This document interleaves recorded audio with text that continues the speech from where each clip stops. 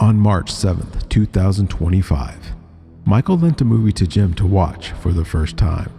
Michael told him that watching this film would change his life forever. The movie was the 1985 classic, My Science Project. Everything that follows is captured in real time and is Jim's true first-time comments. This is Jim's first-time watch.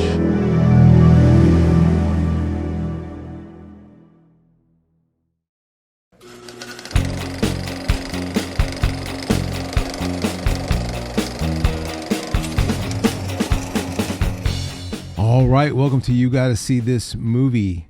We are starting a brand new segment today called First Watch. And basically what this is that this is a movie, believe it or not, that one of us has never seen. It's Jim. But, so we want to take our first watches. This is a movie that I love, that I wanted Jim to see for the first time. Later on, Jim's going to give me a movie that I've never seen. Believe it or not, there are movies we've never seen. Shocking. Well, Yeah. movies that you haven't seen. You've seen everything. Yeah, well, you've seen a lot too. A lot, but Yeah. not like you. Wow. Yeah.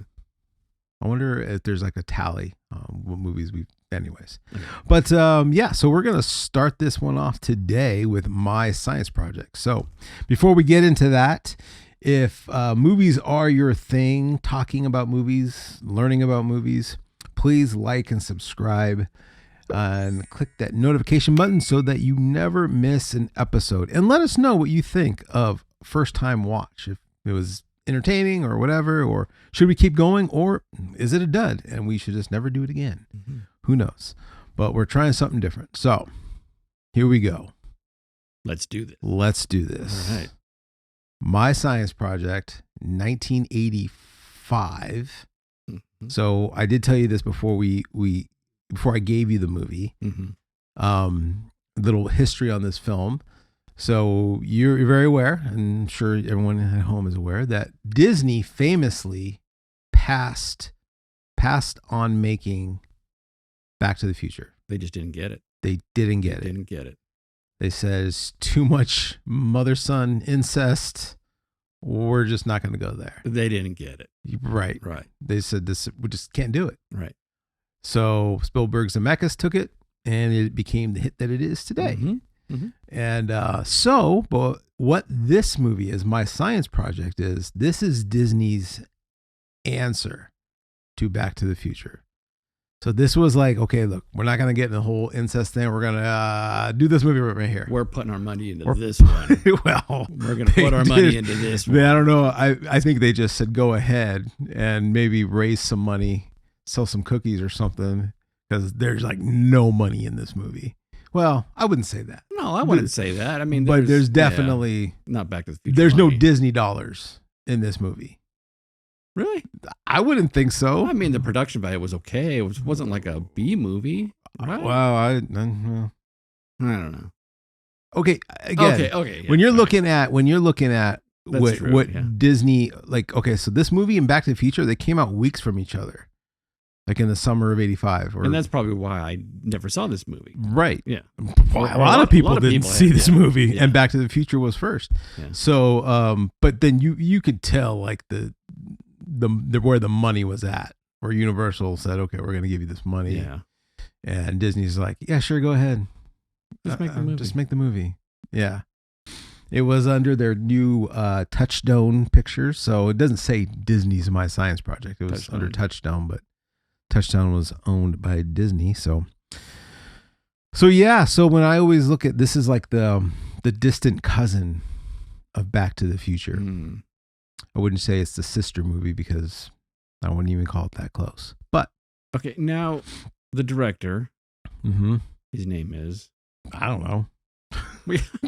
This is your movie, don't you I know, but that's just not one of the things. Okay, well, he directed The Last Starfighter. He did, and that was his big success. I did know Now, that. did that come before this movie? This was before this movie. Okay, then that would make sense. Yes, Because that was a decent movie. it was a decent movie, and Like that. oh man, I kind of jacked it up. But then, so he did this movie, didn't make a lot of money, and then I think his next film after that was like Theodore Rex with like Whoopi Goldberg. Okay, did you see that movie? No, Okay. Did you? Well, I worked on it. Oh, you did? I worked on it Okay. and watched it. It's awful. Yeah. Yeah. So did you ever meet this director then? No. Okay. But I'm just trying to figure out what's going on here because should we just get into it? Yeah, well, yeah, I will say like after Okay. so this and then Theodore Rex pretty much ended his directing career. Yeah, I can see that. So he should have stopped at The Last Starfighter. Yeah. Which I almost wanted to, like, before we talked about this, watch The Last Starfighter just to kind of get a little vibe for this director, because that's what this movie lacks, is just good direction. Because it almost felt like they were making stuff up.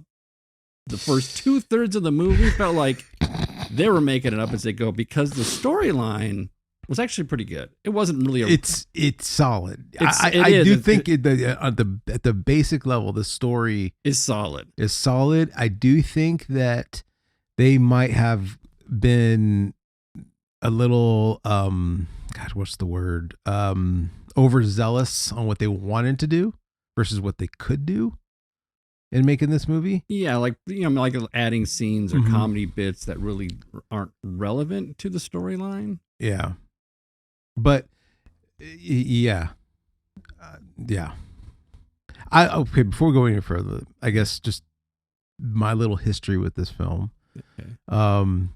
This was one of those VHSs that I got as a kid with a bunch of different movies.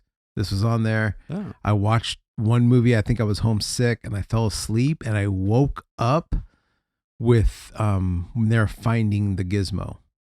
And I missed like the very beginning of this movie for years, you know.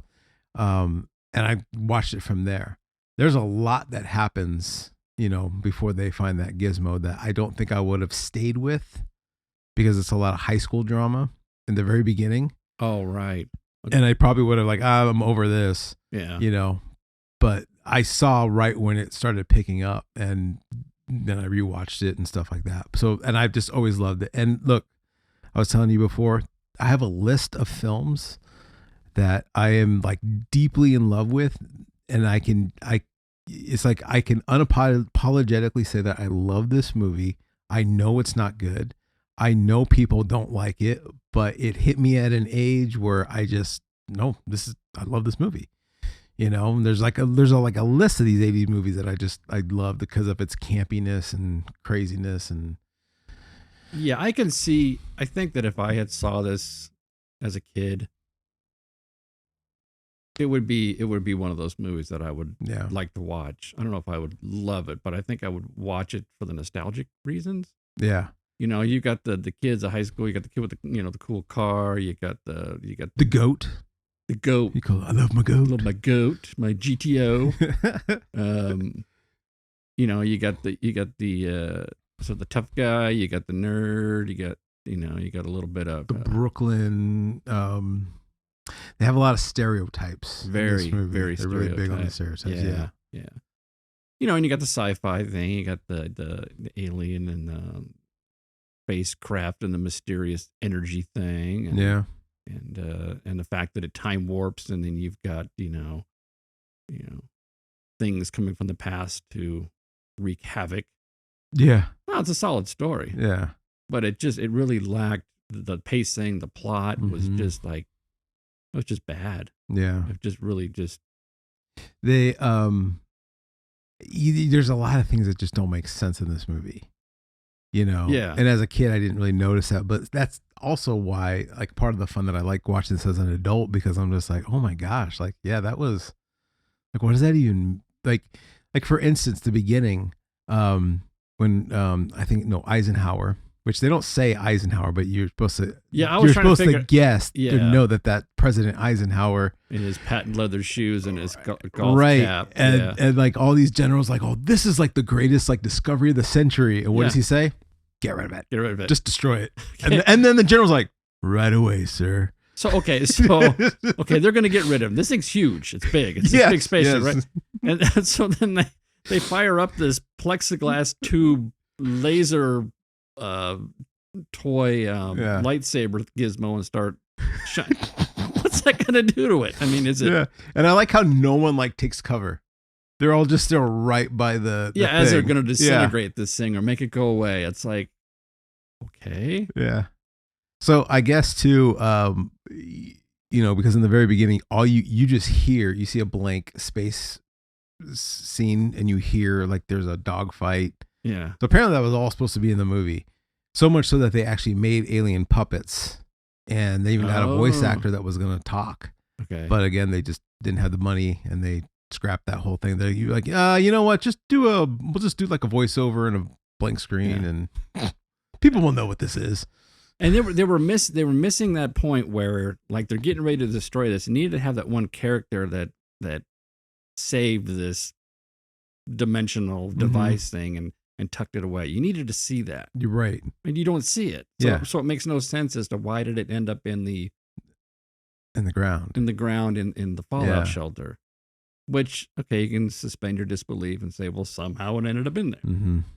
Okay. Yeah. Okay. Oh, yeah. I think that's the key. Suspend your disbelief. You got to spend, You got to do a lot of suspending when you watch this movie. I think the point where I had to like stop and say, wait, what just happened is when they were driving down the highway to blow up the power, the towers to like.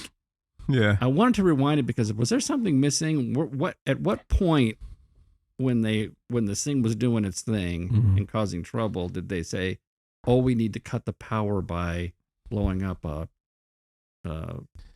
Well, I think what they were saying was that if it reaches it was like the device was expanding. They could have unplugged it, but they didn't. But the device was like reaching out for more power, and if it got to like the substation, that's where it was going, then it was like, wait, was it going to them or was it coming from the substation to the thing?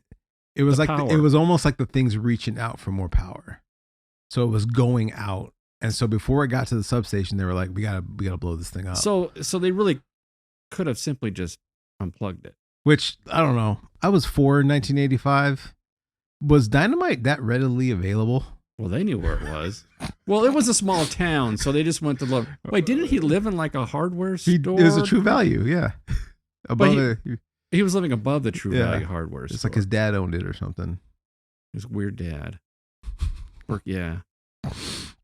So okay. So they get the dynamite and they figure they got to not like turn off the power, or they need to basically destroy a power line tower. Yeah, of course. It was just such a quick thing. I was like thinking, like, why are they doing this? Yeah, no, it was so quick. Yeah. I mean, they're kids. They're just like, how do we fix this? Let's just blow up the thing. Yeah. You got dynamite? Yep, I do. Which she then says, like, I feel like Gregory Peck from the Guns of Navarone. Which I repeated that line as a kid. Wow. Like every time playing with my friends or like going shooting with my dad. Yeah. Even though I had no idea about the movie Guns of Navarone until like high school when I had read the book. But so Vinny is the character, the Brooklyn, wise guy, tough guy, but he's also like he's not the main character. He's like the sidekick. Yeah. But he, the amount of one-liners he has in this movie, and that too, like there's a lot that I didn't know what they were or what it meant. In fact, that whole like little sign he has that pops up from the car. Yeah. I don't think when I first saw this movie understood what that meant. You just thought it was some weird hand. I just thought it was some weird hand, some weird finger. I don't know. But so I've learned a lot about this movie. I learned a lot about the world and about pop culture from Vinny. Okay. Just different little one-liners he says and yeah. You know what's weird? It's like when I've seen the movie poster, and then had a kind of a vibe as to like something's going on, but it really shouldn't be called My Science Project. It really should have been called This Thing I Found, because the whole thing about him, because you would think that he found it and then maybe was like building something out of it, or he was going to turn it into something. it never really became his science project. Well, no, he did get an A, but Did he get an A? at the very end, Oh, okay. we'll get there. But you're right. And I think that was the whole point of his character, because he was like, if I don't figure this out, I'm just going to go find something, because I'm not going to graduate. Yeah. And I think that was the whole thing. Like, But it was the only reason they call it my science project, because he it was presented it as his science project. but he never did. Well, no, he did. He never did. He did. At the science fair at the end? No, it was where? at the very end, which I want to spend time talking about Dennis Hopper, because Dennis Hopper's the big star, the big name in the film, and I always thought his character was wild in this. Maybe my mind was just reeling after watching this thing. I don't remember there being this moment where he gets an A. It's at the very end. Very end. Well, okay, so he has his moment, and he says, "Look, I need you to look over my science project." He goes, "But you missed the deadline." He goes, trust me," and he even says, like, "Okay, I'll come. I'm grading papers till 9. Come bring your science project. I'll look it over." So he does present it, but at this point, he's also concerned, not the teacher. Oh wait, but Harlan. this happens before the whole craziness. Yes. Well, this is what kicks it off, because then So he gave him an A at that point? No. Well, when did he At get the the very A? end, because remember what happens to him, right? Yeah. At the very end, he comes back Yeah.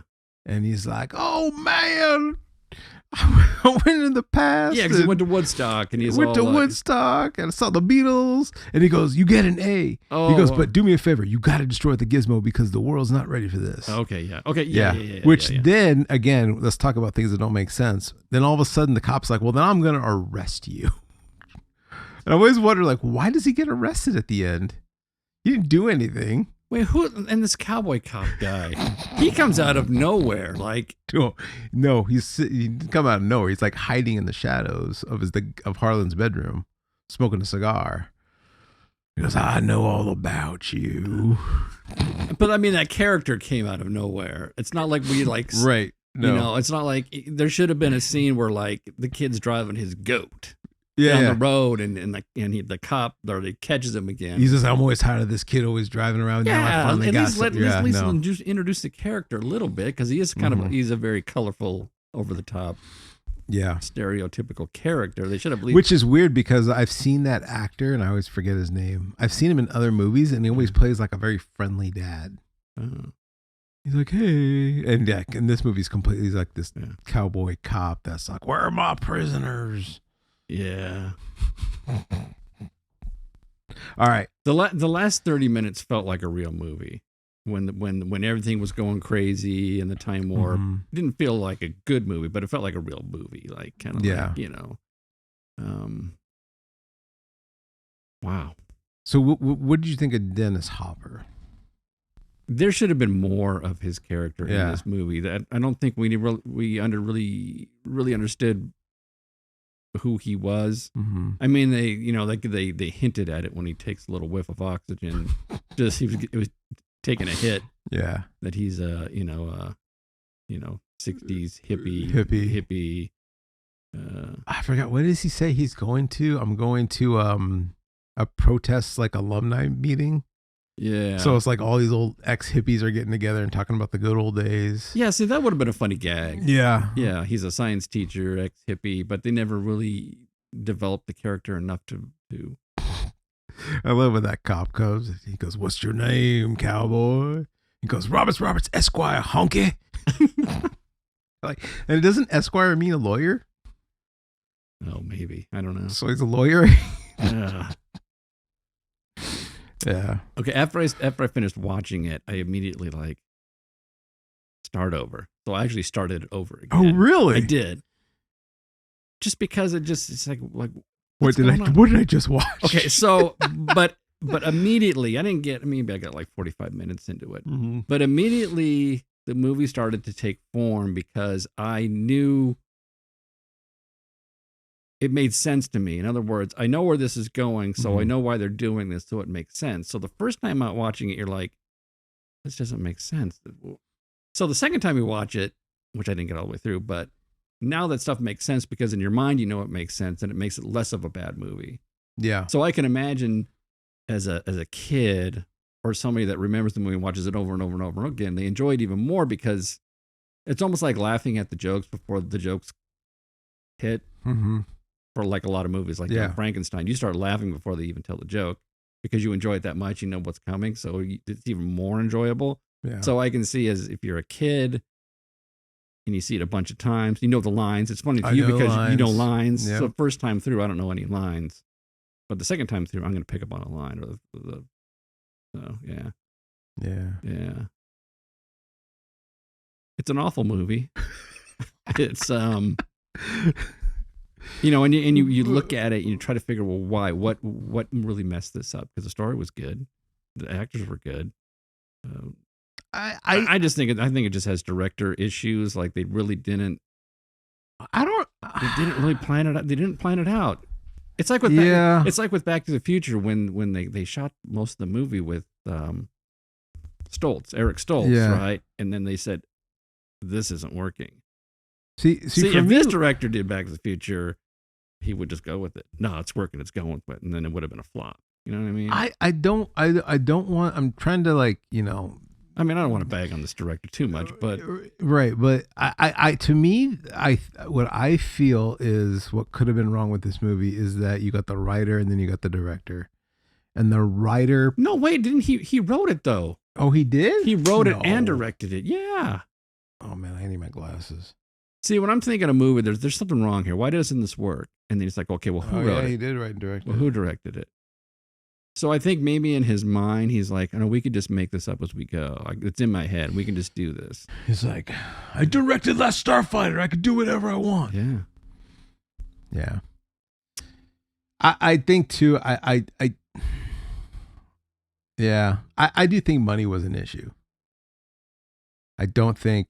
Hey, I sure. think yeah, what he wrote was probably so grandiose and so big, and that he had to compromise for things. And well, yeah, and that too is like when you get a green light for a project, they say it's going to be done at this date, right? So now you're under a time frame. Well, that's with any movie, you're under a time. And pressure. I know they had to do that time frame because they wanted to piggyback off of Back to the Future's success. So there wasn't time to go like, let's have a screening and review the movie. It's like, oh man, this doesn't work. We got to fix it, you know? So, and then they said, well, it's going to cost. Well, we don't have the money. Yeah. Yeah. What do you think of that T-Rex? It was very dated in its. Okay. But don't pretend like you're in 85. It's actually pretty cool. It was pretty cool. Yes. Yeah. You're talking pre-Jurassic Park. It looked pretty good. Yeah. That's definitely a puppet. It wasn't stop motion. You know, I always never understood is like, he takes him out with a grenade launcher. Yeah. Right? But before I always felt bad for the dinosaur. That's bad, right? Yeah. Because it was like he didn't do anything. But they're unloading on him. They're shooting him, right? But it doesn't phase him. No, it's bulletproof. Is it bulletproof? Yeah, dinosaurs are bulletproof. I just always think it's weird, like when it's like a big monster, they're still getting shot. And I know like in scale, it's like a... It's like... Pew, pew, pew. But I mean, we're humans, right? And when a bee stings you, like... We're freaking hurts. Out. Yeah. So why doesn't the like dinosaur or monsters like kind of flinch when they're getting shot? I don't know. That was one of the things too. Like back then, I felt like every dinosaur moved so slow. You know, it wasn't until Jurassic Park that you see how fast those dinosaurs actually. Well, it helps give it scale. But you know, like I said, the dinosaur didn't do nothing. It just walked in and they started shooting it, and he takes a grenade to the stomach and he dies. Yeah, that was pretty harsh. Yeah. Look, a big hole in him. It wasn't like the mutants that were the crazy monster mutants. Yeah. It's the mutants from after the apocalypse. I do like that. See when they're seeing the gladiator kill that guy, and he says something in like Italian. He goes, "What do you say?" He goes, "He's going to kick our ass." I think that was another line I repeated as a kid. I'm gonna watch this again. Okay. I'm going to, not because it's. I won't like watch it, but I'll put it on. It's just because I think it's the time period. Did you think it was a Funky Valley High? A Funky Valley High? Yeah. What's a Funky Valley High? I have no idea, but that's what Dennis Hopper screams at the end before he gets thrown into the police car. Yeah, he goes, "It's a Funky Valley High." Which did you count that I he's? can see. I don't have no idea what that means, but I can see that would make sense. I've always wondered what that meant. Still don't know, but yeah. Did you know that he's in his Easy Rider costume? No. Yeah. See, there's all these things I missed. Yeah, he's in his, and I guess apparently too, like Dennis Hopper was, well, very Dennis Hopper with drugs and stuff, and I guess this was his first movie right out of rehab, and there weren't a lot of people coming to him to say, "Hey, be in our movie." So that's why he's like, "I'll be in it," because I got to revive my career. So it was the first one. Yeah. But it does, I mean, from the character of his teacher to all of a sudden when he comes back from time, it does look like he did a lot of cocaine between in that time frame. Yeah. Because he comes back really, really crazy, and maybe that's why he got arrested. And then everyone else got free. Yeah. All right. Well, you do agree that it is a Funky Valley High. Great. I think that's a great description. It's a funky. What does that mean? Well, if you think it's something good, then it's good. If you think that's bad, then that's bad. Yep. But I guess my big question to you as we wrap this up is this, now watching this for the first time, is this a movie you gotta see? No. Unfreaking believable. No. I can't recommend it. I can recommend it for more, like, if you want to, like, see what the 80s were like, or just see these characters. It's almost like as a tool or an example. Okay. I can think, I can think that, well, when I say it's a movie you got to see, we think like, it's a really good movie. You've got to see this movie. Yeah. And I fully know, like, this movie is not for everybody. Do I feel like it's a movie you got to see? Yes. But but why? Why are you saying you can see it? I don't know, because I think that there's a lot of heart in the movie. And I think that's heart. Well, I just think that I think there's a lot of people involved. You got Fisher Stevens, John Stockwell, even that girl, she was so popular in a small time frame. I think Danielle something. She was in La Bamba. I remember her from she was La Bamba. Yeah, I remember her from one of those after school specials. She was really popular in this like time frame. I just think there's a lot of people that were just giving it their best shot. I think if it's like a rainy day and it's kind of like a lazy afternoon and let's just pop on it. Because I watch a lot of like really bad sci-fi movies. Yeah. It'd be a good one to wisecrack to. It's a great one to wisecrack to. That's true. Yeah. Full on admit that. So it's a movie you got to see to wisecrack to. To wisecrack to. Yeah. There you go. Yeah. Well, all right. Well, Jim, I do appreciate you watching one of my favorite movies of all time.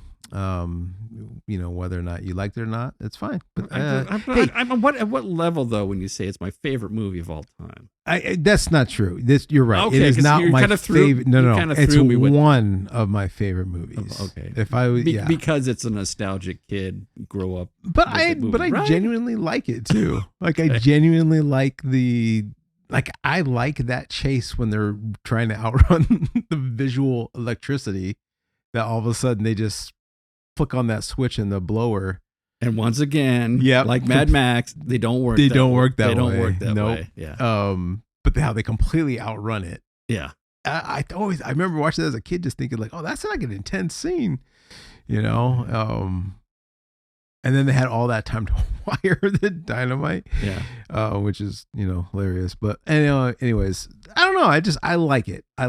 Again. It'd be interesting is like when could your kids watch this now? Could they watch it now? There's really nothing. They'll probably be like me, where there's a lot of like, what does that mean? Yeah. It would be interesting to let a kid watch it and then see if it sticks.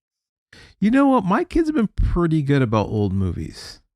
But if it sticks, meaning like when your kid grows up, oh man, I watched that when I was a kid. Yeah. Yeah. I don't know. Yeah.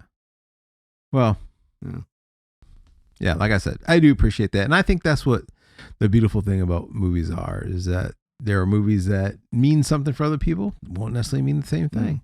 But it's always cool when someone wants to take the time and to like, oh, well, I'll watch it. You know, whether you like it or not, you still did it. So I do appreciate that. Well, and that was fun because it's like, yeah, I never saw it before. Yeah. Always meant to, but just never saw it. Yeah. That's fun. Cool.